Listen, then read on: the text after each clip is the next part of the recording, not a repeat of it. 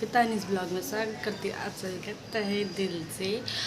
और आप लोग सोच रहे हो कि मैं कुछ दिन से ब्लॉग अपलोड क्यों नहीं कर रही हूँ।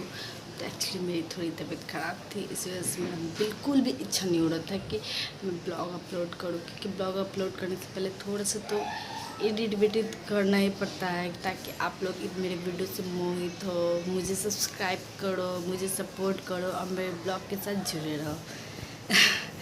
तो ये ब्लॉग रहेगा गिफ्ट अनबॉक्सिंग की ब्लॉग। इसमें ना आपको मेरी हर बर्थडे मेरी बेटी का था, लेकिन गिफ्ट ऐसा लग रहा था जैसे मुझे मिला है।